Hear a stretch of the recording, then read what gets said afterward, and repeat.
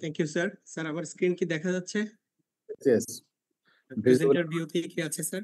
মানে ইয়েতে screen full screen কি আছে? Full screen আছে. Okay, জি। sure. Please proceed. Ah, Masud Karim sir খুব সুন্দরভাবে সার্জিক্যাল সাইট ইনফেকশন বললেন এবং ভেরি প্র্যাকটিক্যাল এবং ভেরি এক্সাম ওরিয়েন্টেড। এখন আমরা দেখি যে এই সার্জিক্যাল সাইট ইনফেকশন আমরা কিভাবে এই সার্জিক্যাল সাইট ইনফেকশনকে প্রিভেন্ট করব বা কিভাবে আমরা এটা ট্রিট করব।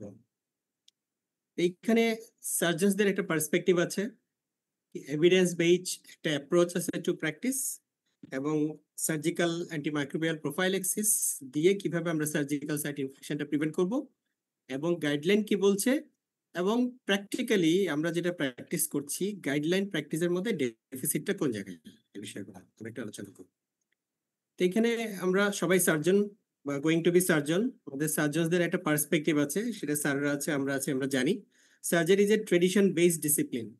আমরা যখন ট্রেনিং পিরিয়ডে ছিলাম, ইন্টার্নশিপ করেছিলাম, আমরা আমাদের স্যারদেরকে যেভাবে দেখেছি, তো সেটাই অনেকটা আমাদের মনে একটা ছাপ ফেলে দেয়, এখনো সেটাই চলে আসতে চায়। এবং সার্জনস আর লার্জলি ডগম্যাটিক, এবং দেখা যায় যে তারা যেটা যেটা বুঝে অনেকটা সেটাতেই একটা রিজিডনেস থাকে। এবং surgeon tend two be very কশাস, কারণ একটা রোগী যদি ইনফেকশন হয়, পেশেন্ট যদি সাফার করে, তাহলে সেক্ষেত্রে আসলে আমাদেরকে অনেক অনেক জবাবদিহি করতে হয়, নিজের কাছে জবাবদিহি করতে হয়। সেজন্য surgeons R afraid to change, যেটা প্র্যাকটিস করে করে যেটা একেবারে প্রুফ, যেটা সেখান থেকে সহজে কিন্তু চেঞ্জ করতে চায় না। সো এটাকে বলে রেজিস্ট্যান্স টু চেঞ্জ। কাজেই এই প্র্যাকটিসের সাথে যে ডেফিসিটটা, এটা চেঞ্জ করা আসলে রিয়েলি ভেরি ডিফিকাল্ট। এবং সার্জিক্যাল টিম আর কনস্ট্যান্ট ইন ফ্লুক্স, আমাদেরকে বহু ধরনের পেশেন্ট ডিল করতে হচ্ছে, অনেক ধরনের সিচুয়েশন আসছে, কাজে there may be no consistent antibiotic decision making, but there is light at the end of the tunnel. যে increasingly surgeons are regarding the science of thing, surgeons are doing the evidence based practice day by day. So actually antimicrobials নিয়ে তাহলে আমরা যে antibiotic দিব সেটা নিয়ে কেন আমাদেরকে এতটা সচেতন হতে হচ্ছে, তাহলে সবাই সবাই এবার একটু পার্টিসিপেট করেন যে কেন অ্যান্টিবায়োটিক। আমরা তো সার্জিক্যাল সাইট ইনফেকশনের জন্য অ্যান্টিবায়োটিক দিয়ে দিলেই হচ্ছে, প্রোফাইলেকটিক দিতে পারি, থেরাপিউটিক দিতে পারি, কেন হঠাৎ করে আমরা এত করে সচেতন হওয়ার কথা বলছি? Because of antibiotic resistance. Exactly, because of antimicrobial resistance. তো যখন অ্যান্টিবায়োটিক যখন আবিষ্কার হয় সেকেন্ড ওয়ার্ল্ড ওয়ারের সময়, তখন এই antibiotic millions of life save করে, এবং আলেকজান্ডার ফ্লেমিং এটার জন্য তার জীবদ্দশাতেই নোবেল পুরস্কার রিসিভ করেন। এই পুরস্কার রিসিভ করার সময় উনি বলেছিলেন যে যে অ্যান্টিবায়োটিক এখন মিলিয়নস অফ লাইফ সেভ করছে, সেই অ্যান্টিবায়োটিক কিন্তু একসময় মিলিয়নস অফ লাইফ লস হওয়ার কারণ হয়ে দাঁড়াবে। কারণ উনি তখনই কিন্তু আবিষ্কার করেছিলেন যে অ্যান্টিবায়োটিকের যে জীবাণুর যে রেজিস্ট্যান্স গ্রো করার যে প্রবণতাটা, সেটা উনি তখনই দেখতে পেয়েছিলেন। তো দেখা যাচ্ছে যে জীবাণুর সাথে অ্যান্টিবায়োটিক যত এক্সপোজড হচ্ছে, তত বেশি রেজিস্ট্যান্স গ্রো করছে। এবং ডব্লিউএইচও একটা প্রজেকশনে দেখিয়েছে যে 2050-তে all available antibiotic will be resistant. এবং নতুন কোনো অ্যান্টিবায়োটিক যে আবিষ্কার হওয়ার যে প্রসেস, যে এটার মলিকিউল নিয়ে গবেষণা করে আবিষ্কার করে সেটার থেরাপিউটিক ট্রায়াল, বিভিন্ন লেভেলের ট্রায়াল করে মার্কেটে আসতে প্রায় 20 থেকে 25 বছর সময় লাগে। তো এরকম কোনো প্রসেসের মধ্যেও এখন কোনো অ্যান্টিবায়োটিক, নতুন কোনো অ্যান্টিবায়োটিক নাই, ফলে আগামী 20 থেকে 25 বছর আমরা নতুন কোনো অ্যান্টিবায়োটিক পাচ্ছি না। কাজে যেগুলো আছে এগুলা দিয়েই আমাদেরকে চলতে হবে। কাজে আমরা যারা সার্জন এবং যারা সার্জন হচ্ছে, তাহলে 2050-এ গিয়ে আসলে তারা কি করে সার্জারি করবে? সার্জারি করলে যদি ইনফেক্টেড হয় এবং সেই ইনফেকশন যদি কন্ট্রোল করা না যায়, তাহলে এই সার্জারি প্র্যাকটিস করা উইল বি রিয়েলি ডিফিকাল্ট। তো সেজন্য আমাদের আসলে সচেতন হতে হবে, আমাদেরকেই এখান থেকে সচেতন হতে হবে। এবং 2050 যে ডব্লিউএইচও প্রজেকশন বলেছে, যে সেটা কিন্তু আমরা অলরেডি এখনই দেখতে পাচ্ছি, আমাদের বিভিন্ন রিপোর্টে দেখতে পাচ্ছি যে অল অ্যান্টিবায়োটিক আর রেজিস্ট্যান্ট। এবং দেখা যায় যে বেশিরভাগ অ্যান্টিবায়োটিক রেজিস্ট্যান্ট শুধু কোলিস্টিন সেন্সিটিভ এবং টিগাসাইক্লিন রিজার্ভ ড্রাগগুলো অনলি সেন্সিটিভ। কাজেই এখন আসলে সময় চলে আসছে আমাদের যে খুবই খুবই কশাস হওয়ার। তাহলে কিভাবে সেটা, এবং অ্যান্টিবায়োটিক যে আমরা দিব সেটাকে আমরা কিভাবে কয়টা ইন্ডিকেশন আমরা অ্যান্টিবায়োটিক দিতে পারি? অ্যান্টিবায়োটিকের ইন্ডিকেশন আমরা কয়টা বলবো? একটা হচ্ছে প্রোফাইলেকটিক অ্যান্টিবায়োটিক, আর হচ্ছে থেরাপিউটিক অ্যান্টিবায়োটিক। তাহলে প্রোফাইলেকটিক হচ্ছে যে ইনফেকশন নাই কিন্তু যাতে না হয় সেজন্য আমরা আগে থেকে অ্যান্টিবায়োটিক দিয়ে দিচ্ছি। আর therapeutic, there is established infection, সেটাকে কন্ট্রোল করার জন্য আমরা অ্যান্টিবায়োটিক দিচ্ছি। তাহলে ডেফিনিশন যদি বলি, কেউ কি বলবে একটু ডেফিনিশনটা? What is prophylactic antibiotic?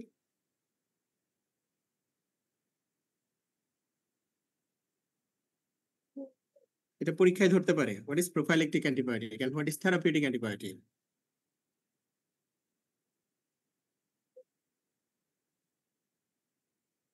Prophylactic antibiotic is when the antibiotic is used when there is a suspicion of infection, but there's no proof. And therapeutic antibiotic is when there is a proven infection. Yes, okay. So the use of antibiotic before, during, or after diagnostic, therapeutic, or surgical procedure to prevent infectious complication. Therapeutic is the use of substance or antibiotic that reduce the growth or reproduction of bacteria, including eradication therapy. তাহলে আমরা prophylactic antibiotic দিচ্ছি কিসের জন্য? Surgical ইনফেকশনকে prevent করার জন্য। তাহলে surgical infection কেন হচ্ছে? আমরা একটা অপারেশন করার সময় কেন কেন মানে কি কি কারণে সার্জিক্যাল ইনফেকশন হতে পারে, এটা সবাই একটু এবার পার্টিসিপেট করেন এখানে। Endogenous and exogenous factors are related. In Yes. case of endogenous, there may be any organism from the gut or any organism. In case of exogenous, this is from the operation theater environment, instrument, anesthesia environment, anesthesia instrument, or from the surgeon or OTS staffs that are related. আচ্ছা, এগুলা থেকে। তাহলে যদি exogenous source থেকে যদি infection হয়, সেটাকে আমরা কিভাবে প্রিভেন্ট করতে পারি, কিভাবে কমাতে পারি সেটা? সে হচ্ছে OT environment, regular fumigation and proper aseptic manual for surgical safety checklist follow করে।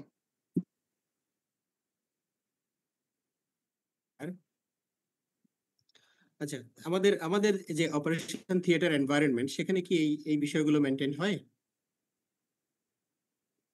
না স্যার। আরিফ, আমি একটা প্রশ্ন করি এখানে রিলেটেড। জি স্যার, হ্যাঁ, জি স্যার। আমি ওদেরকে জানতে চাই, এক্সোজেনাস সোর্স থেকে যদি infection, how can you prove? What is the proof? প্রমাণ কি?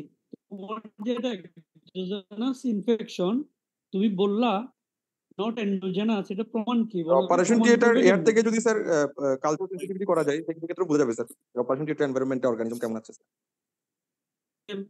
আর এবার কি ওরা মনে করে আমরা কি সেটা মেডিকেলে কেমনে প্রুফ করব, এটা বলো। স্যার এটা এপিথেলিয়াল সেল বেশি থাকবে, পাস সেল কম থাকবে। না, এটা না, এটা হচ্ছে, এটা তোমার বইয়ে সব লেখা আছে এগুলা। এটা হচ্ছে যে বলছে যে যদি তুমি দেখো কালচার সেনসিটিভ, তুমি 10টা ইনফেকশন হয়েছে মনে করো তোমার ওয়ার্ডে, বা গত 10 দিন 20টা ইনফেকশন হয়েছে, সবগুলোর মাইক্রোবিয়াল স্পেকট্রাম দেখতেছে সবগুলো একই রকম গ্রোথ আসছে, একই অ্যান্টিবায়োটিক সেনসিটিভ বা রেজিস্ট্যান্ট, তাহলে হসপিটাল অ্যাকোয়ার্ড ইনফেকশন। আমি বুঝাতে পারলাম না বিষয়টা, যে মাইক্রোবিয়াল সেনসিটিভিটি প্যাটার্ন একই রকম হবে সব রোগীর, তখন তোমাকে মনে করতে হবে এটা একই অর্গানিজম, একই এনভায়রনমেন্ট সোর্স, সেটা হসপিটাল থেকে আসছে, এভাবে প্রমাণ করে দেয়। এটা দেখবো যে বইয়ে লেখা আছে, বেলিলা বেলা। Sorry R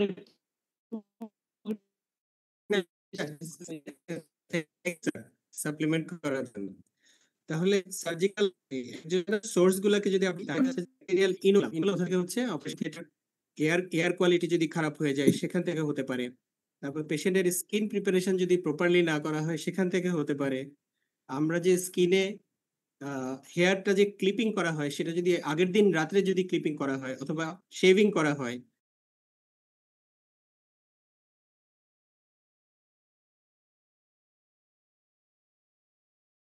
Recording in progress. Handling যদি খুবই খারাপ হয় এবং সেখানে মাসেল ক্রাস্ট হয়, ডেড টিস্যু গ্রো করে, সেগুলো থেকেও কিন্তু ব্যাকটেরিয়াল গ্রোথ হতে পারে।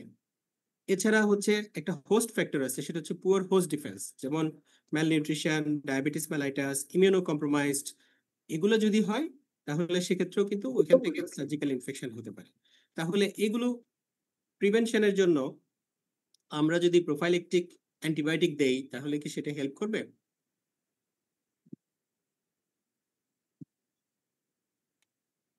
ইয়েস স্যার, হেল্প করবে। এক্ষেত্রে কি আমরা প্রোফাইলেকটিক অ্যান্টিবায়োটিক ইউজ করব?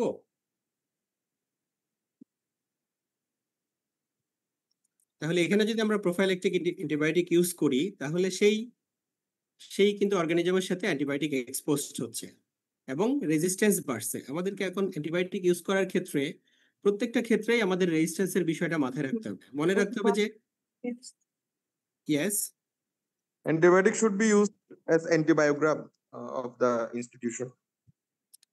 কিন্তু তারপরেও আমাদেরকে চেষ্টা করতে হবে যে প্রত্যেকটা অ্যান্টিবায়োটিক ইউজ করার আগে আগে চিন্তা করতে হবে আমরা না করে পারি, কারণ এভরি প্রেসক্রিপশন অ্যান্টিমাইক্রোবিয়াল রেজিস্ট্যান্সকে প্রমোট করছে।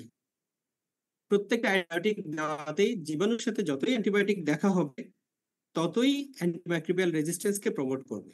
সে কারণে এখানে আমরা যে বিষয়গুলো বললাম এগুলোকে কিন্তু আমরা যদি infection control, infection prevention and control যদি প্রপারলি করি তাহলে কিন্তু আমরা এখানে না দিয়ে অথবা খুবই কম দিয়ে কিন্তু আমরা এখানে পারি, তাই না? যে আমাদের টার্গেট হবে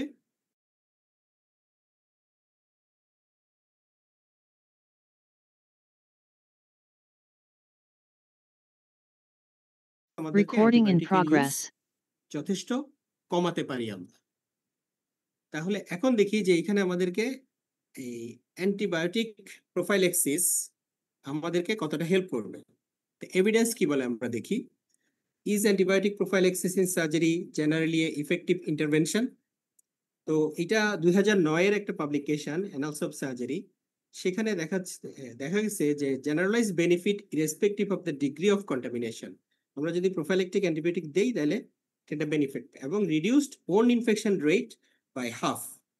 তাহলে আমরা যে ইনফেকশন রেট গুলো একজন বলেছে যে ক্লিন অপারেশনের ক্ষেত্রে 1 to 2%, তারপরে ক্লিন কন্টামিনেটেডের ক্ষেত্রে 10%, কন্টামিনেটেড ক্ষেত্রে কত 20% এবং ডার্টির ক্ষেত্রে 40%, এগুলো প্রায় হাফ হয়ে যাবে যদি আমরা প্রোফাইলেকটিক অ্যান্টিবায়োটিক ইউজ করি।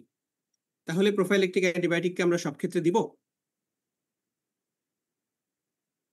যদি এরকম ইনফেকশন রেট হাফ হয়ে যায় তাহলে সেক্ষেত্রে কি আমরা সব ক্ষেত্রে দিব অ্যান্টিবায়োটিক? হ্যাঁ, দিব। এখানে কিছু ক্লিনের ক্ষেত্রে দিব না। কিছু অ্যাডভান্টেজ আছে এবং কিছু ডিসঅ্যাডভান্টেজ আছে। অ্যাডভান্টেজ হচ্ছে কি এসএসআই রেটটা কমছে এবং রোগীর হসপিটাল স্টে কমছে, কিন্তু ডিসঅ্যাডভান্টেজ হচ্ছে এখানে কস্ট অফ অ্যান্টিবায়োটিকটা অ্যাড হচ্ছে এবং প্রত্যেকটা ড্রাগেরই কিছু অ্যাডভার্স ইফেক্ট থাকে, কোনো ড্রাগের সিরিয়াস অ্যাডভার্স ইফেক্ট থাকতে পারে এবং রিস্ক অফ অ্যানাফাইলেকটিক রিঅ্যাকশন আছে এবং সবচেয়ে ইম্পর্টেন্ট যেটা সেটা হচ্ছে রিস্ক অফ অ্যান্টিমাইক্রোবিয়াল রেজিস্ট্যান্স, যেটা আমাদেরকে প্রত্যেকটা ক্ষেত্রেই আসলে মাথায় রাখতে হবে। কাজেই আমরা প্রোফাইলেকটিক অ্যান্টিবায়োটিক দেওয়ার আগে চিন্তা করতে হবে যে the procedure should have a significant risk and incidence post operative infection. তাহলে এই রিস্ক অ্যাসেসমেন্টটা আমরা কিভাবে করতে পারি যে আমাদের যে পেশেন্টটা সেটা একটা significant risk of surgical site infection আছে কিনা সেটা আমরা কিভাবে অ্যাসেস করব? হাউ?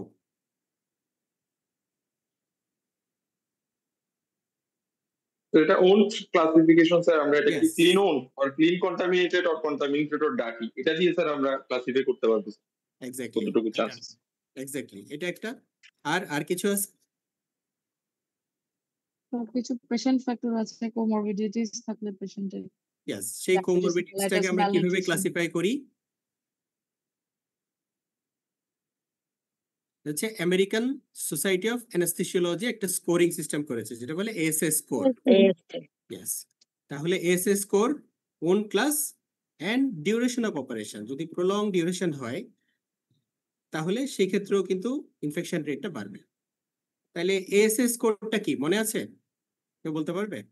স্যার আশা 1 হচ্ছে healthy population without any disease. Yes, healthy patient. Then ASA 2 হচ্ছে healthy, there is a clinical condition but is well controlled. Patient with a mild systemic disease. Yes, sir. My system Okay. disease and Then 3, then 3 হচ্ছে severe systemic disease. severe systemic disease and it is uncontrolled but not incapacitating patient. Yes. Not 4, ASHA 4 হচ্ছে severe systemic disease and like within 3 months there is a history of MI or stroke. Constant in threat to incapacity. life. Yeah. Constant threat to life. And 5, 5 is moribund patient and there is a Unlike risk to of survive excellent. Okay, exactly. একেবারে moribund patient not expected to survive 24 hour without operation. তাহলে এইটা অনুযায়ী তাহলে ASA 1 2 হলে তাহলে এটার infection রিস্কটা কম থাকবে, 4 5 হলে ইনফেকশন রিস্কটা বেশি থাকবে। এবার আমরা দেখি হচ্ছে ওন ক্লাসিফিকেশন। ওন ক্লাসিফিকেশনটা তো আমরা সবাই জানি, তাই না?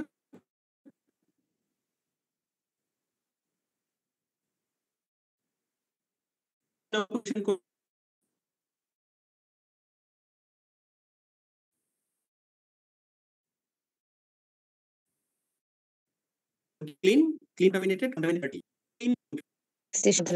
hernia operation. এখন আর আমরা যদি ডিফাইন করতে বলি what is clean owned তাহলে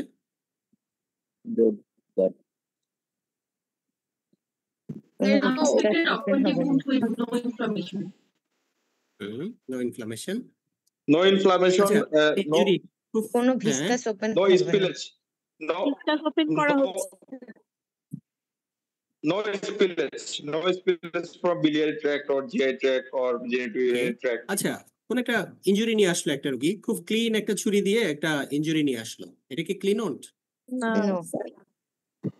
No, this is not clean owned. Clean owned should be this is incision should be planned incision and planned incision, মানে deliberately made surgical incision under all aseptic precaution.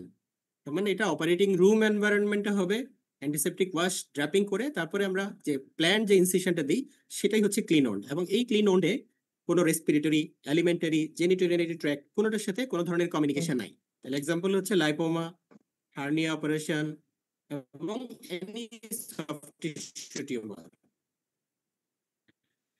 তাহলে সেটার ক্ষেত্রে দেখা যাচ্ছে infection rate হচ্ছে only 2%। এখন uncontaminated যেটা হচ্ছে clean wound but communication with the respiratory, alimentary, genitourinary, সেটার হচ্ছে ইনফেকশন রেট হচ্ছে 10% আমরা মোরলেস দেখলাম। আর কন্টামিনেটেড হচ্ছে যেটাতে মেজর ভিসকাস ওপেন হয়ে গেছে এবং দেয়ার ইজ সিগনিফিক্যান্ট কন্টামিনেশন। এই যে করিম স্যার যেরকম বললেন যে স্পিলেজ হয়ে গেছে অথবা গাট স্পিলেজ হয়ে গেছে, সেটার ক্ষেত্রে হচ্ছে 20%। আর ডার্টি হচ্ছে ভিজিবল পাস আছে, পুরুলেন্ট ডিসচার্জ আছে, পারফোরেটেড হলো ভিসকাস আছে, সেটার ক্ষেত্রে হচ্ছে 40%। তাহলে আমরা একটু আজকে যে একটা পেপার দেখতে হলে ইনফেকশন রেট কমবে কত পার্সেন্ট? 50%. 50% কমে যাবে। 50% যদি কমে তাহলে 40% হয়ে যাবে 20%, এটা 20 হয়ে যাবে 10 হয়ে যাবে 5%, কিন্তু 2 হয়ে যাবে অনলি 1%।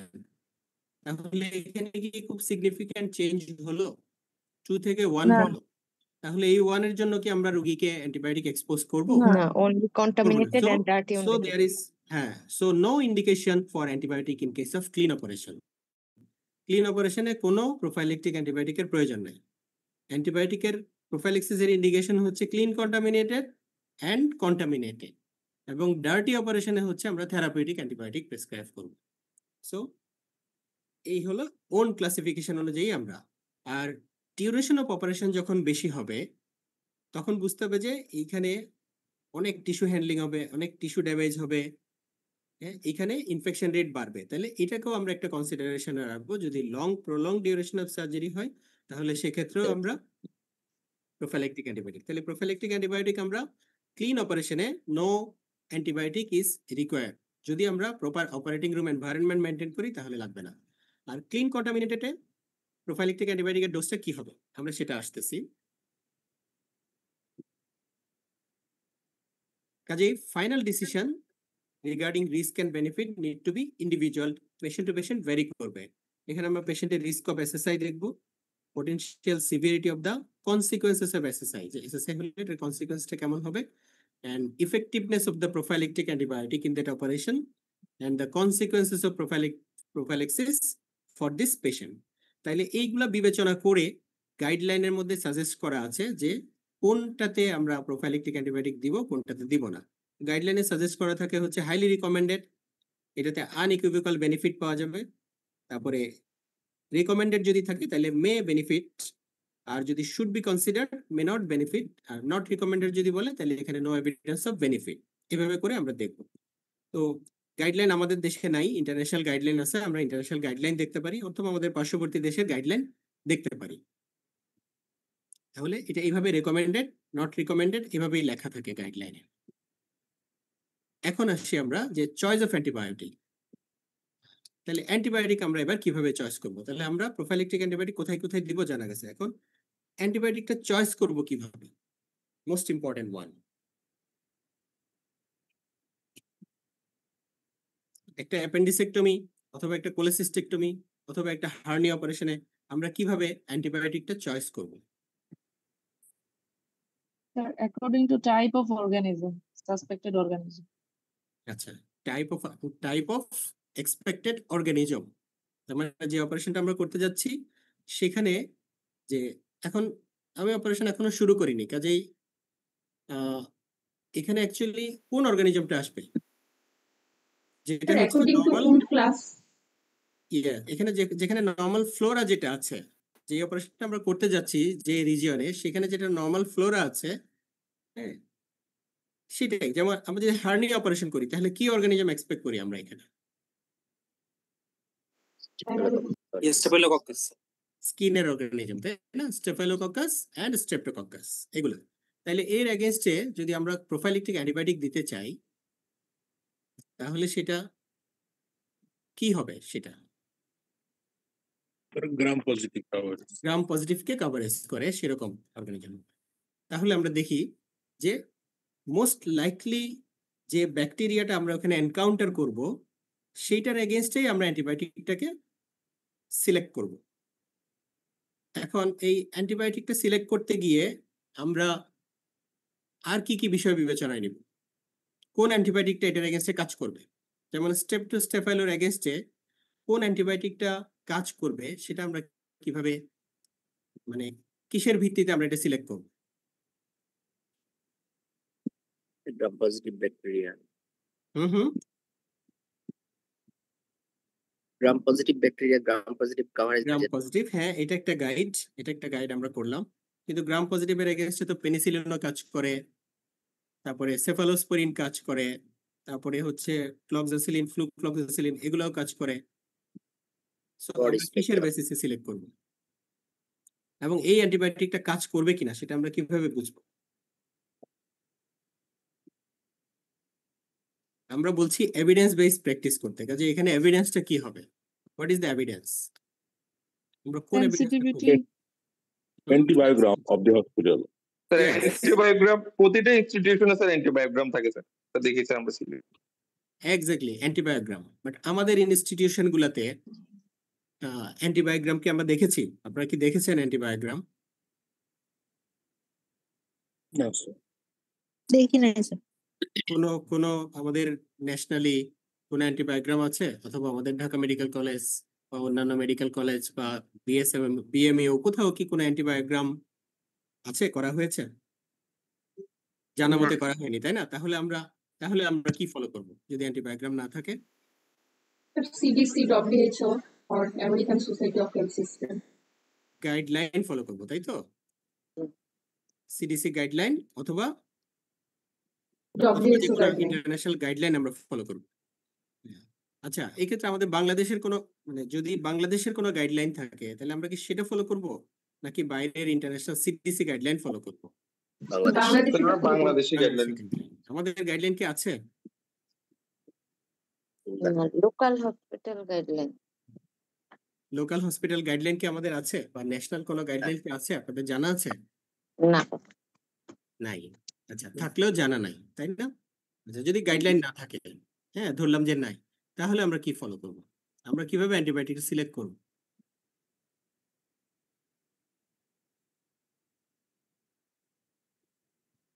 empirical, sir. হ্যাঁ হ্যাঁ, টার্সিয়ারি হসপিটালগুলোতে স্যার অবজার্ভ করে যেটা পাচ্ছি ওই হিসেবে ইউজ করব। হ্যাঁ, কি অবজার্ভ করব?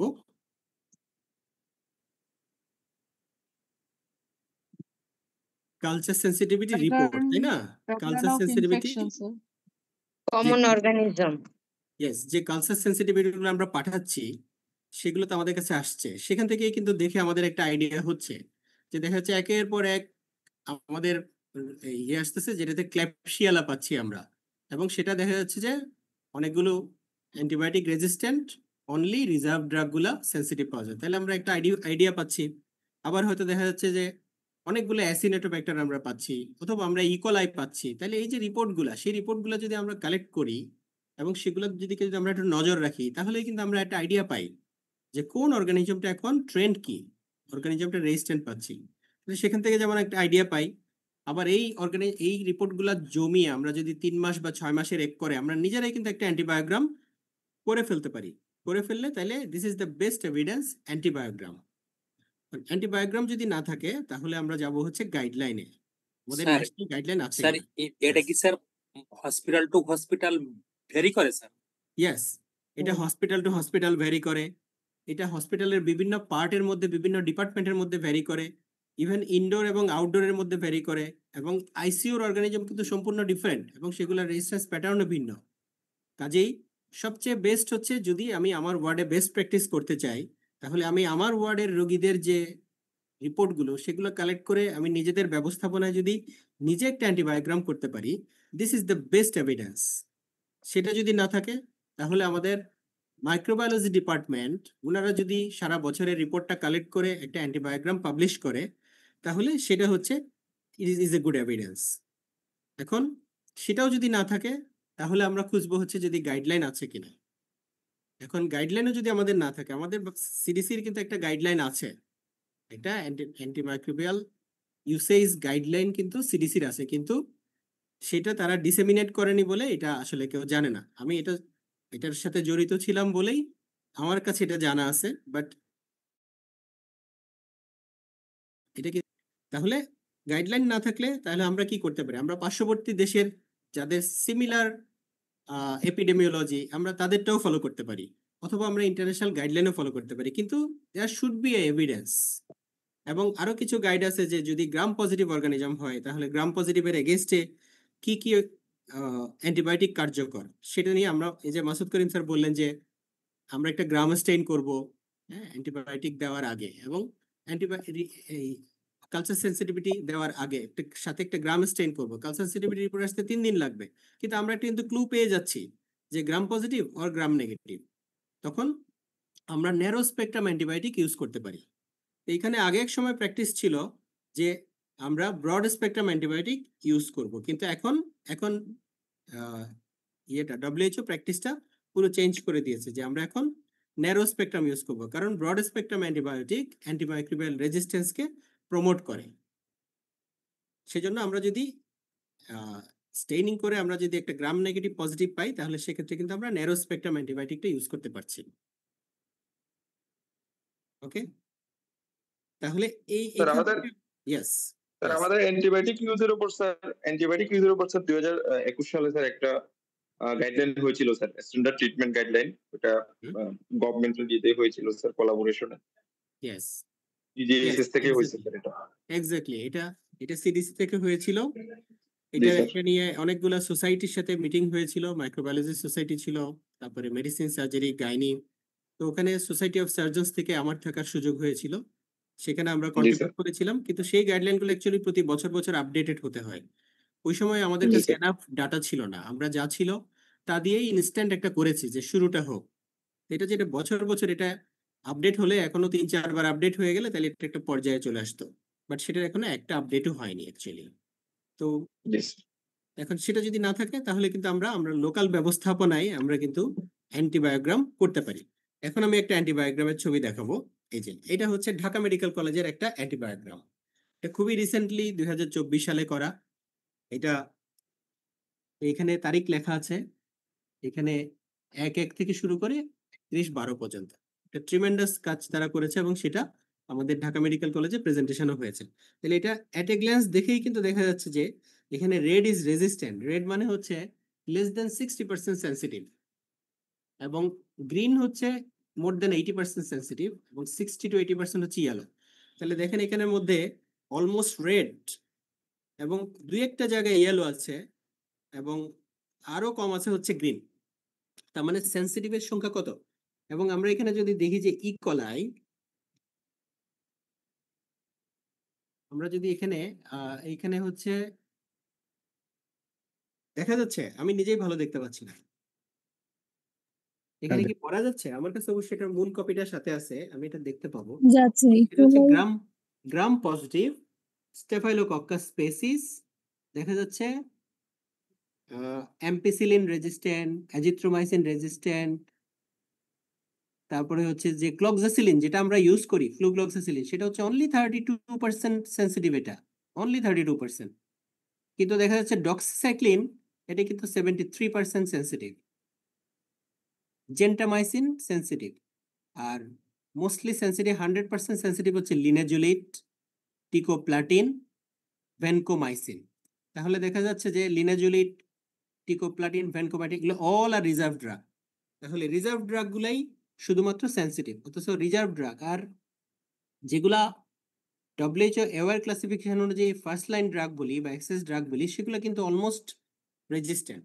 তাহলে চিত্রটা যে কত খারাপ সেটা বোঝা যাচ্ছে। আবার আমরা যদি গ্রাম নেগেটিভে আসি, ইকোলাই যদি আসি, এটা দেখা যাচ্ছে যে সব বেশিরভাগ রেড, অনলি সেন্সিটিভ পাচ্ছি কোথায়? ফসফোমাইসিন এবং নাইট্রোফুরান্টয়েন, আর ইন্টারমিডিয়েট সেন্সিটিভ পাচ্ছি আমরা মেরোপেনেম, তাও হচ্ছে 62% অনলি সেন্সিটিভ।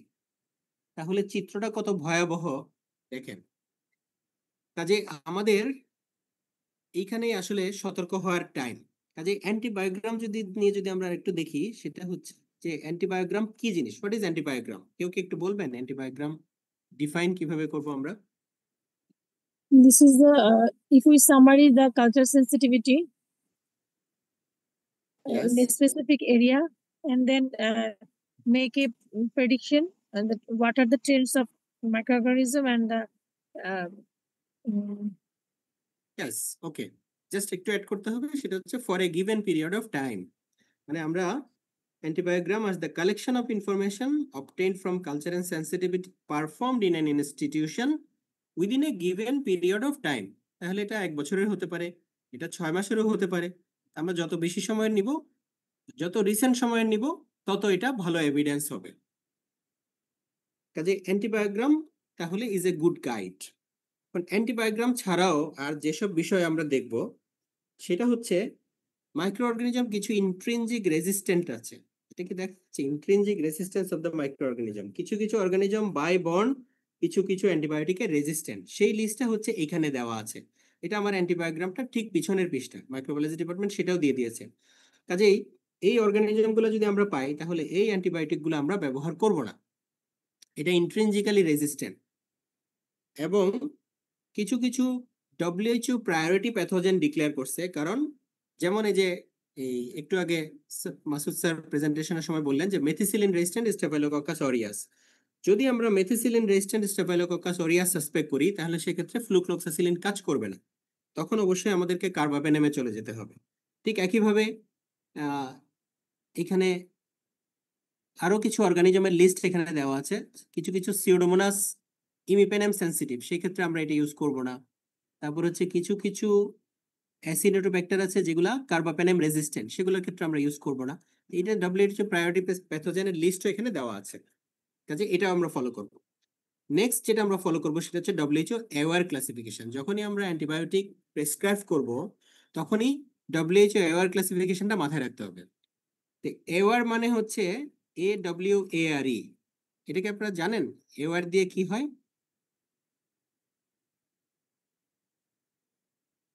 WHO অ্যাওয়ার্ড দিয়ে এ দিয়ে হচ্ছে access group of antibiotic, Access, watch and reserve. Reserve. তাহলে অ্যাক্সেস কোনগুলো?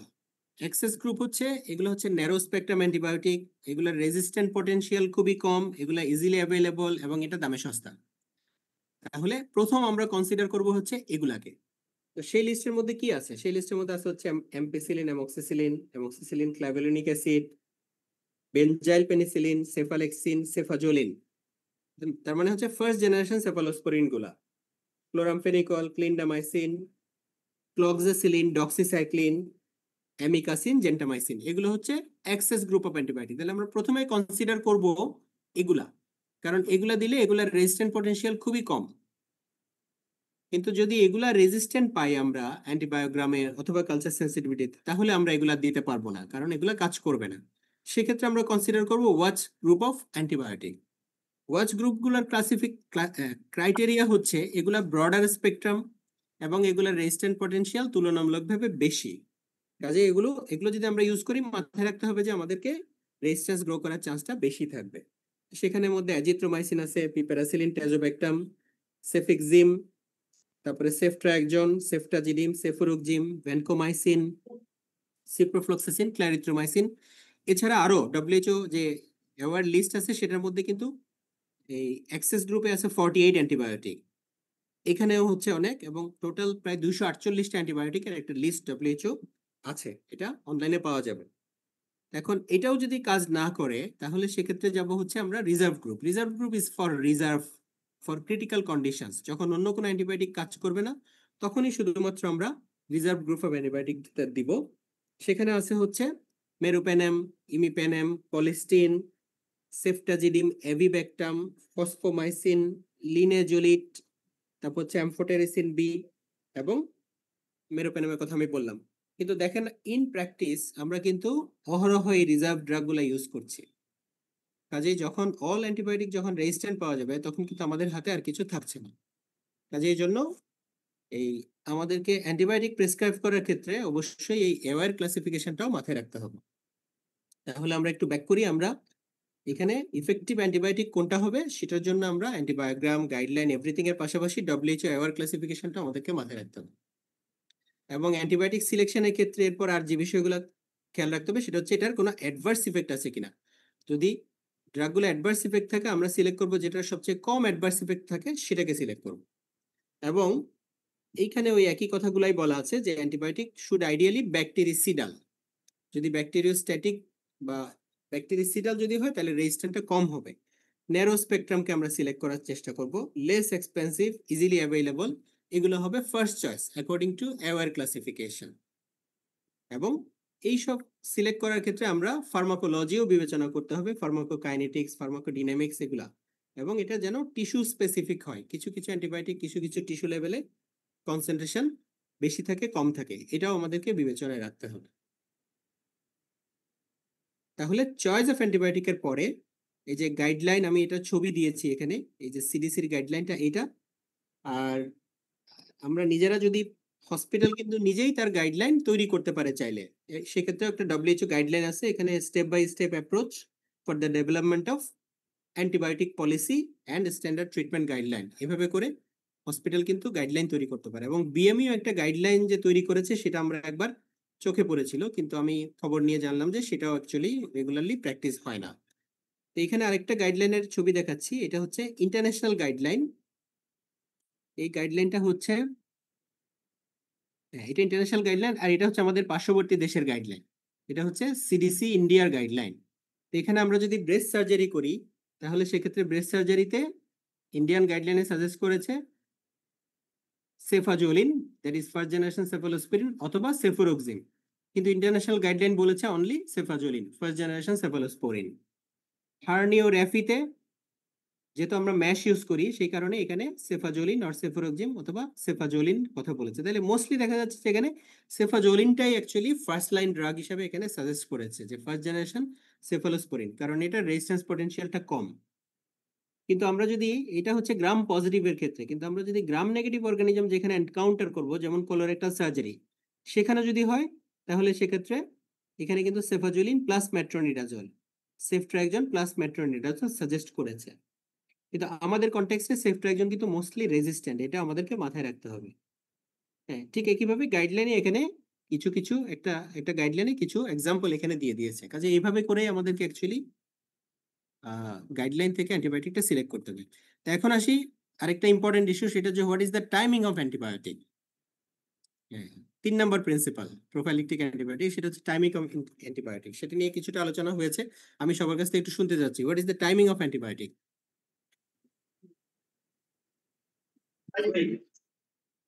কখন দিব আমরা অ্যান্টিবায়োটিক? প্রোফাইলিকটিক অ্যান্টিবায়োটিকের এক্সাক্ট টাইমিংটা কখন হবে?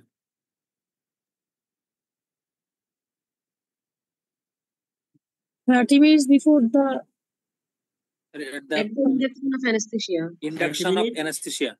At the induction of anesthesia. At the time of induction. At the time of induction of anesthesia একটা। আর 30 মিনিট বিফোর কি বললেন যেন একজন? So 30 minutes before the operation. Skin incision, তাই না? 30 minute before the skin incision. Okay, সেটাও নিলাম আমি। আর কেউ কিছু? Just before the incision. Just before incision.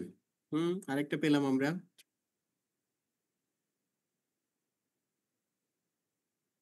আচ্ছা, এবার আমরা দেখি হচ্ছে এখানে ফার্মাকোকাইনেটিক প্রোফাইল এবং রুট অফ অ্যাডমিনিস্ট্রেশন, এগুলো হচ্ছে আমাদেরকে বিবেচনা করতে হবে। তো এখানে এভিডেন্স কি বলে আমরা দেখি। এটা হচ্ছে journal of American College of surgeons 2013-এ স্টাডি করেছে যে কখন অ্যান্টিবায়োটিক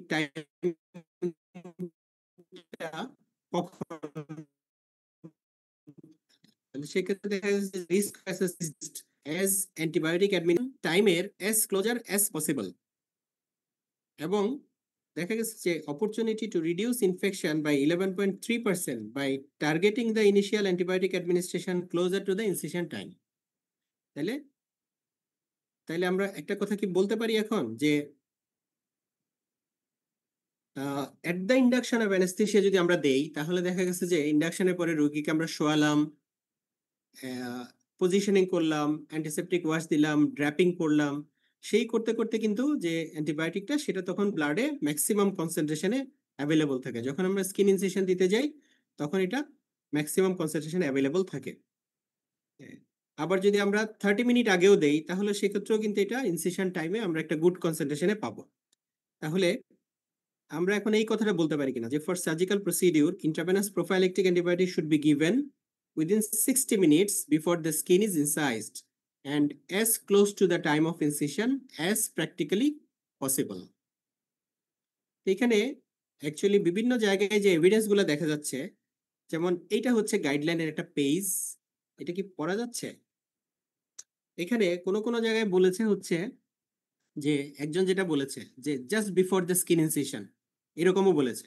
আবার কেউ বলেছে যে এখানে 30 minute before the skin incision, কেউ বলেছে 60 minute before the skin incision. কিন্তু আমরা এই কথাটা বলছি যে অ্যাজ প্র্যাকটিক্যালি পসিবল, কারণ এখানে অনেক অর্থোপেডিক সার্জারির ক্ষেত্রে টর্নিকুয়েট অ্যাপ্লাই করা হয়। কাজে আমরা আগে টর্নিকুয়েট অ্যাপ্লাই করে দিলাম, তারপরে প্রোফাইলেকটিক অ্যান্টিবায়োটিক দিলাম, এটা কি অপারেটিভ সাইটে যাবে?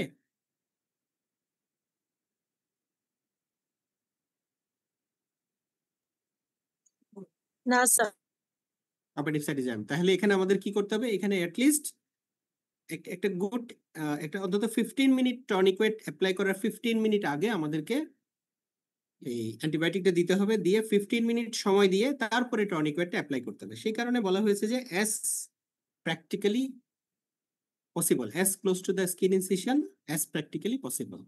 কাজেই মনে রাখতে হবে যে এটা নট মোর দেন 60 মিনিট, মানে 60 মিনিটের আগে না, উইদিন 60 মিনিট। এখন এটা অপারেশন কিছুটা ভ্যারি করবে, যেখানে আমরা টনিকুয়েট অ্যাপ্লাই করার ব্যাপার থাকবে, সেখানে অন্তত 15 মিনিট আগে দিতে হবে, কিন্তু as close to the skin incision as possible। বিষয়টা ক্লিয়ার হয়েছে এখন? তাহলে এখানে আমরা যে এভিডেন্স গুলো বলছি সেগুলো স্টাডি করে কিন্তু এটাই বোঝা গেল। আমার মনে হয় বিষয়টা ক্লিয়ার সবার কাছে। এখন আসি আমরা ডিউরেশন কতক্ষণ হবে, মানে কতক্ষণ ধরে আমরা এই অ্যান্টিবায়োটিকটা কাজ করবে, আমরা এই ডিউরেশন অফ অ্যাকশন কতক্ষণ চাই।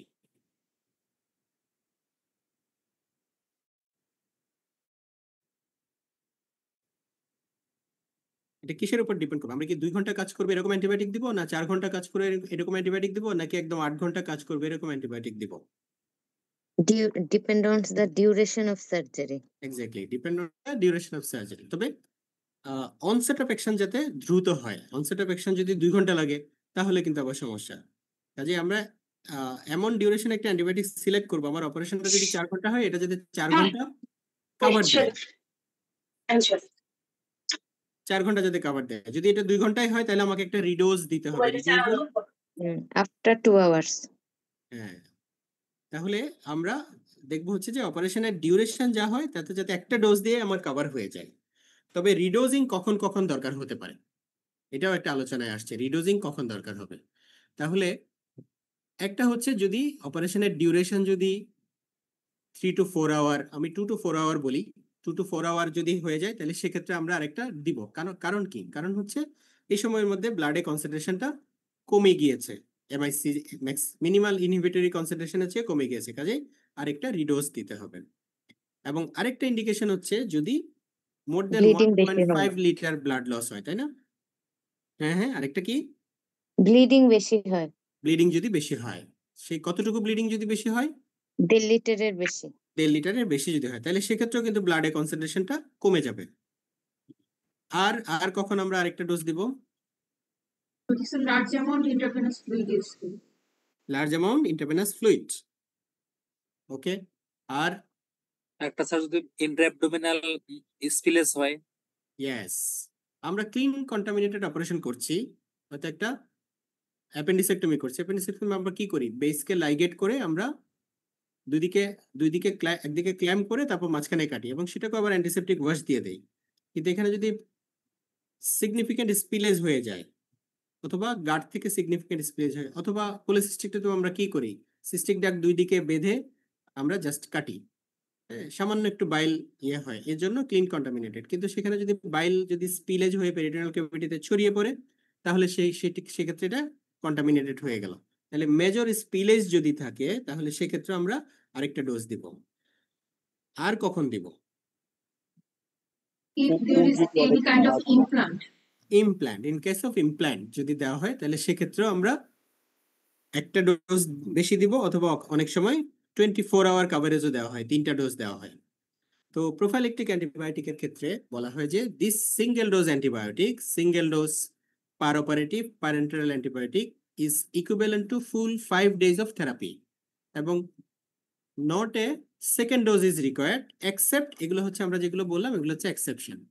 কাজে এখানে আমরা যে 7 দিন অ্যান্টিবায়োটিক যদি দেই, 3 সাথে 21টা ডোজ যদি দেই, সেই জায়গায় আমরা যদি প্রোফাইলেকটিক অ্যান্টিবায়োটিক দেই, 5 দিনের তুলনায় আমরা যদি প্রোফাইলেকটিক অ্যান্টিবায়োটিক দেই তাহলে আমাদের অ্যান্টিবায়োটিক ডোজ কমে আসছে কত? 5 দিনে যদি আমরা 3 5 15টা ডোজ দেই তাহলে 15 ভাগের 1 ভাগ অ্যান্টিবায়োটিক দিচ্ছি, তাহলে রেজিস্ট্যান্স কি হবে? রেজিস্ট্যান্স কমবে? জি স্যার। রেজিস্ট্যান্স আমাদের অনেক কমবে। এই কারণে প্রোফাইলেকটিক অ্যান্টিবায়োটিকটাকে সবসময় এনকারেজ করা হচ্ছে। তাহলে ডিউরেশন অফ অ্যান্টিবায়োটিক, এই যে যদি আমরা প্রস্থেসিস দেই বা আর্থ্রোপ্লাস্টি, এই ক্ষেত্রে আমরা একটু বেশি দিব। ওকে, তো মানে স্যার যদি আমরা প্রোফাইলেকটিক অ্যান্টিবায়োটিক অ্যাকুরেট টাইমে দেই তাহলে স্যার আমরা পোস্ট অপারেটিভ অ্যান্টিবায়োটিক আর কন্টিনিউ করব না sir? Post operative antibiotic continue করব না, কারণ প্রোফাইলেকটিক অ্যান্টিবায়োটিকের ধারণাটাই হচ্ছে এটা যে অ্যান্টিবায়োটিকের এক্সপোজার যাতে আমরা কমাতে পারি। এর পরবর্তীতে যে অ্যান্টিবায়োটিকগুলো আমরা কন্টিনিউ যদি করি তাহলে সেক্ষেত্রে অ্যান্টিবায়োটিকের সাথে জীবাণুর এক্সপোজার বাড়ছে এবং রেজিস্ট্যান্ট বাড়ছে। আমাদের তো বলাই আছে যে this single dose antibiotic is equivalent to full 5 days course of therapy এবং not a second dose is required. কিন্তু আমরা এই যে কন্টিনিউশনটা যে করি, এই কন্টিনিউশনটা হচ্ছে রং প্র্যাকটিস। স্যার আমাদের দেশে কি এটা প্র্যাকটিস করা হয় স্যার? আমাদের দেশে প্র্যাকটিস মোস্টলি করা হয় না, কেউ কেউ করে থাকেন কিন্তু মোস্টলি প্র্যাকটিস করা হয় না। এখন কেন করা হয় না? স্যার আমি তো একজনও পেশেন্ট দেখি না এই পর্যন্ত যে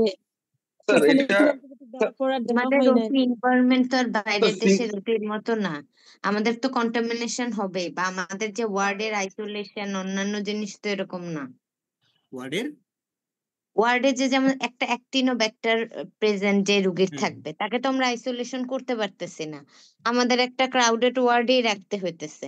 তো সেক্ষেত্রে তো আমাদের আমাদের ওরকম করে রোগীর আইসোলেশন আসলে পসিবল না, বা ওটি এনভায়রনমেন্টও আমরা আমাদের তো আর মানে ওইভাবে যে এয়ার যে কন্টামিনেশন রোধে আমরা তো অত বেশি ব্যবস্থা নিতে পারি না। এখানে যে পেশেন্ট লোড কিন্তু বা ওটি এনভায়রনমেন্ট সেটা তো আমাদের এই পদ্ধতি নিলে তো সব রোগীরই ওন্ড ইনফেকশন হবে মেজর।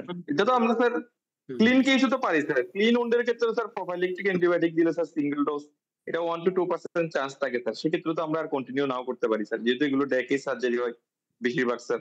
আমরা তো 24 আওয়ার্স এর মধ্যে তাহলে পেশেন্ট আমরা ডিসচার্জ করে যদি দিচ্ছি।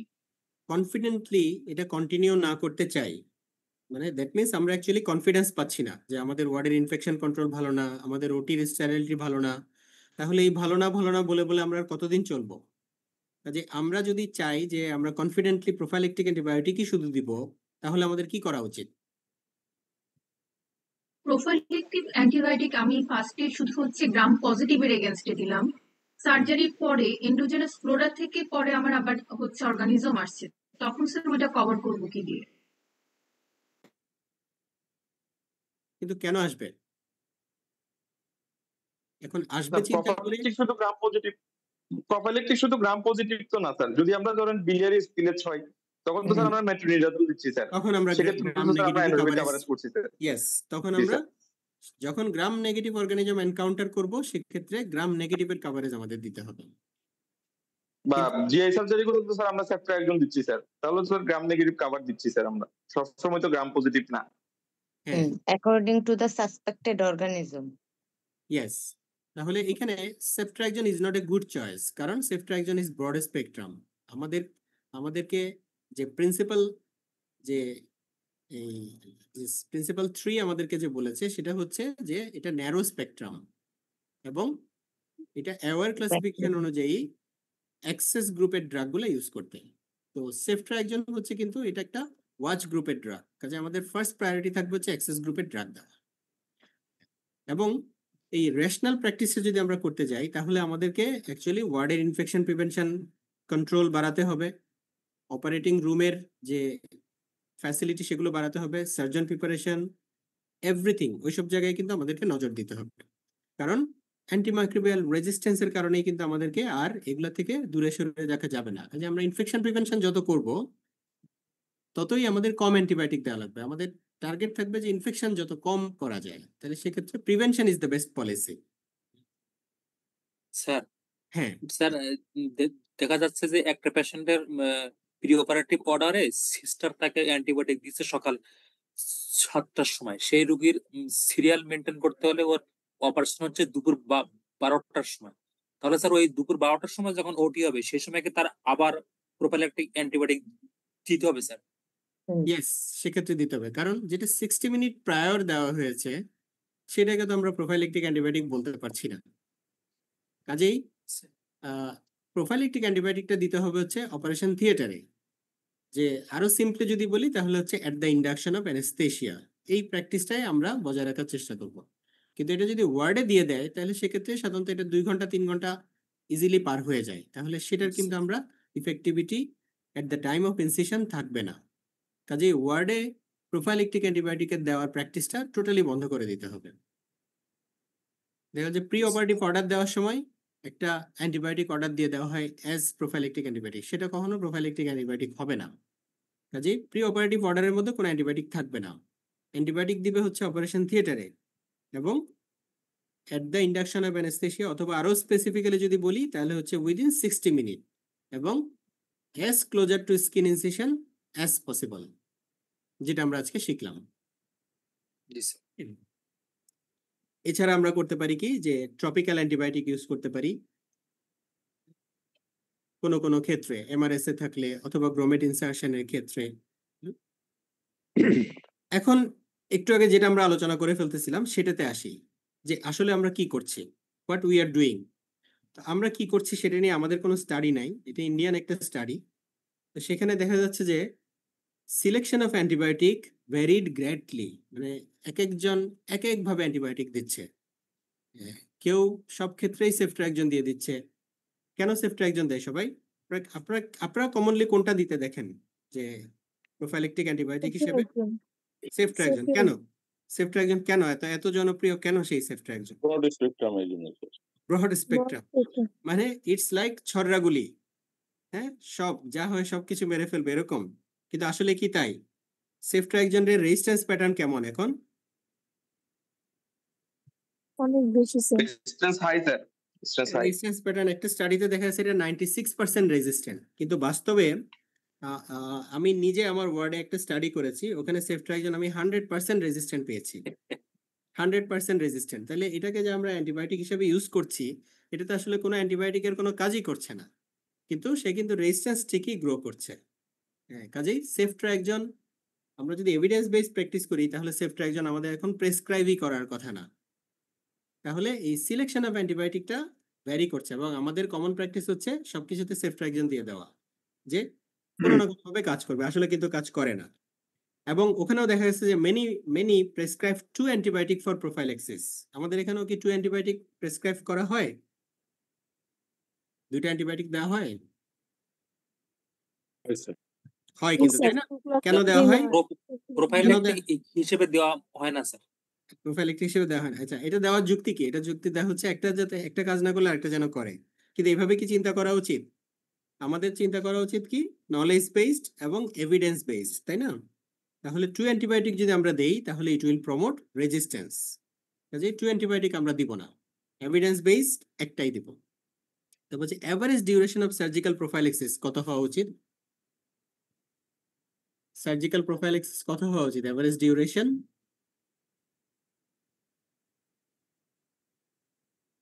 এটা তো সিঙ্গেল ডোজ, তাই না? Not a second dose is required. কিন্তু কোনো ক্ষেত্রে কিছু স্পেশাল সিচুয়েশনে সেকেন্ড ডোজ লাগে। কিন্তু এখানে কি করেছে? এখানে এভারেজ ডিউরেশন পাওয়া গেছে 6.25 ডেজ। তার মানে ওখানেও কিন্তু প্রোফাইলেক্টিক অ্যান্টিবায়োটিক যেটা সেটা কন্টিনিউ করা হচ্ছে, বোঝাই যাচ্ছে। আর আমাদের দেশের প্র্যাকটিস কি?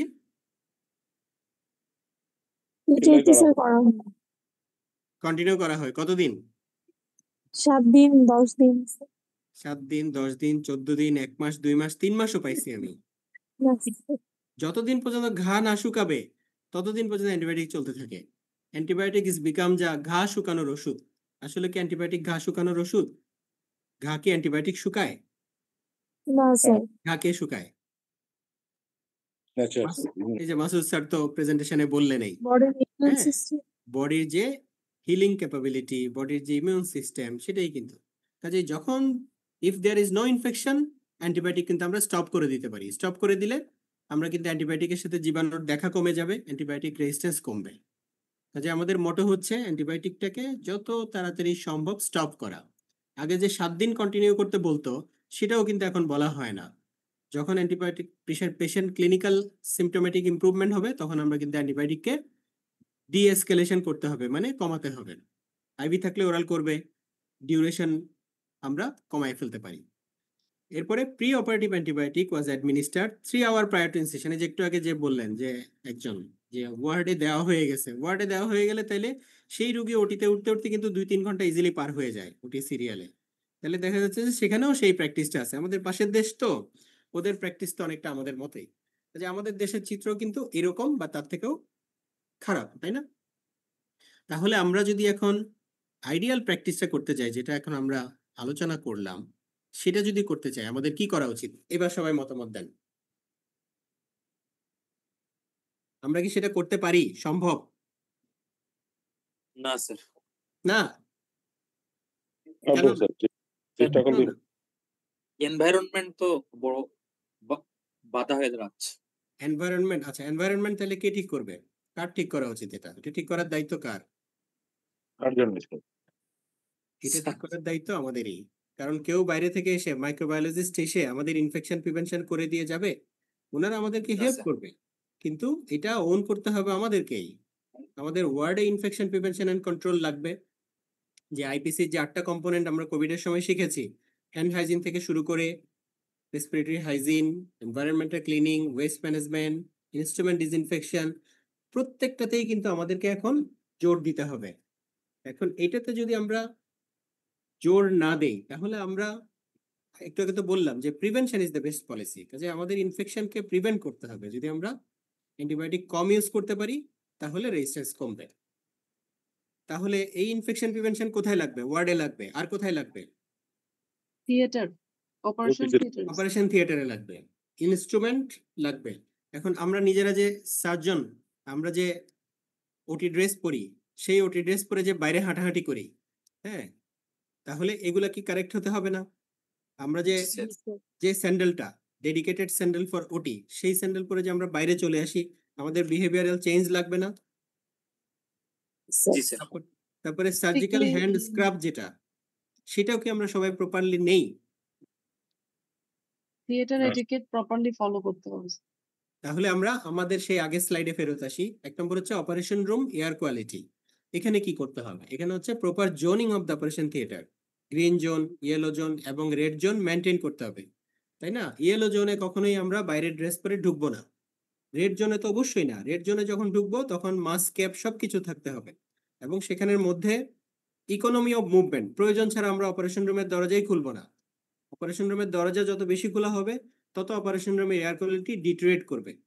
এবং অপারেশন রুমের যে এয়ার কোয়ালিটি মেনটেন করার যে মেকানিজম, ওখানে নেগেটিভ প্রেশার, ওখানে পজিটিভ প্রেশার সিস্টেম থাকবে, এবং সেখানে এয়ার চেঞ্জ থাকবে, মিনিটে 15 বার এয়ার চেঞ্জ হবে, হ্যাঁ, এবং ফ্রেশ এয়ার চেঞ্জ হবে। এবং সেখানের মধ্যে ডেইলি একটা deep, at the end of the operation একটা ডিপ ক্লিনিং করতে হবে, এবং উইকলি একটা থরো ক্লিনিং করতে হবে, যাতে অপারেশন রুমের এয়ার কোয়ালিটিটা ঠিক থাকে। এরপরে আসে হচ্ছে পেশেন্ট প্রিপারেশন। পেশেন্টকে যদি আমরা আগের দিন একটা অ্যান্টিসেপটিক সোপ বাথ নেই, তাহলে ইনফেকশন রেট কমবে না? কমবে কি? তারপরে হচ্ছে যদি আমরা পেশেন্টের যে ড্রেসটা পরে থাকে, আমাদের দেশের পেশেন্টরা সেই ড্রেসটার দিকে তাকালেই তো বোঝা যায় যে এটা কতটুকু হাইজিনিক। তাহলে সেই ড্রেসটা চেঞ্জ করে আমরা যদি অপারেশন থিয়েটারে একটা গাউন পরিয়ে দেই, তাহলে কমবে না? তাহলে এই কাজগুলো তো আমরা করতে পারি। এবং প্রিয় শেভিং যেটা, সেটা কখনোই আগে এক সময় এটা আগে করা হতো, কিন্তু এটা করার নিয়ম হচ্ছে কোথায়? ওটিতে, অপারেশন ওটিতে, আফটার অ্যানেস্থেসিয়া জাস্ট। এবং যদি আমার এটা ইনসিশনকে যদি কোনো ধরনের হ্যাম্পার না করে, তাহলে কিন্তু আমার এখানে এটা শেভ করারই দরকার নাই, কারণ শেভ করলে আমার স্কিন ফ্লোরাগুলো ওপেন হয়ে যাবে, ইনফেকশন রেট বাড়বে। এছাড়া আর কি? এবার আসি সার্জন প্রিপারেশন। সার্জন প্রিপারেশনে আমাদের ওটির জন্য যে ডেডিকেটেড ড্রেস এবং স্যান্ডেল, সেটা ওটির জন্যই ডেডিকেটেড রাখতে হবে। এবং প্রতিদিনের যে সার্জিক্যাল হ্যান্ড স্ক্রাব যেটা, সেটা কয় মিনিট ধরে নেওয়ার কথা? 5 minutes. 3 minutes. At least 5 minute, তাই না? 3 to 5 মিনিট, হ্যাঁ, 3 to 5 মিনিট ধরে। এবং প্রথম যেটা, সেটা অর্থোপেডিক সার্জনরা কিন্তু আরো বেশি নেয়, 10 মিনিট ধরে ওয়াশ নেয়। পরবর্তীতে সাবসিকুয়েন্ট গুলো আমরা এরকম 3 to 5 মিনিট করে নিতে পারি। তারপরে এই যে গাউনিং এবং গ্লাভিং, এইটাকে আমরা সবাই প্রপারলি করি, প্রপারলি করতে হবে। এবং whole the operation aseptic technique maintain করতে হবে। অপারেশনের মাঝখানে যদি আমাদের কোনো হাত যদি কোনো আনস্টেরাইল জিনিসের সাথে লেগে যায়, আমরা কি করি? একটু হেক্সিসল দাও, একটু হেক্সিসল, একটু হেক্সিসল। তাহলে একটু হেক্সিসল দিয়ে কি এটা হয়? কি করা উচিত এই ক্ষেত্রে? চেঞ্জ করে ফেলা, টোটাল অফ হয়ে আবার নতুন করে। তাহলে এই জিনিসগুলা, কারণ asepsis is a absolute term, either it is 100% or not at all.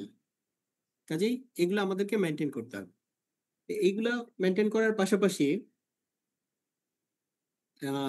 Patient handling যেটা, সার্জিক্যাল টেকনিক যেটা, বেসিক সার্জিক্যাল স্কিল যেটা, instrument handling, tissue handling, everything will be meticulous. এবং যত বেশি রাফ হ্যান্ডলিং হবে, তত টিস্যু ড্যামেজ হবে, তত ইনফেকশন রেট বাড়বে। এবং ওখানে যে আমরা সুচার ম্যাটেরিয়াল সিলেক্ট করব, সেটা সিলেক্ট করার ক্ষেত্রে আমাদেরকে চিন্তা করতে হবে যে ইনফেকশন রেট যাতে কম থাকে। তাহলে আমরা সিনথেটিক সুচার ম্যাটেরিয়াল ইউজ করব।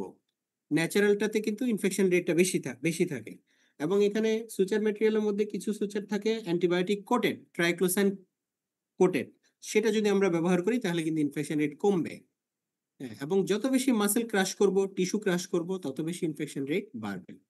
এছাড়া কিছু পেশেন্ট ফ্যাক্টর আছে, যেমন মেল নিউট্রিশন থাকলে পেশেন্টকে আগে নিউট্রিশনাল ইমপ্রুভমেন্ট করতে হবে। যদি রুটিন সার্জারি হয়, তাহলে সেক্ষেত্রে অবশ্যই নিউট্রিশনাল ইমপ্রুভমেন্ট করতে হবে। ডায়াবেটিস মেলাইটাস ফুললি কন্ট্রোল, এগুলো কিন্তু ইনফেকশন রেট কমাবে।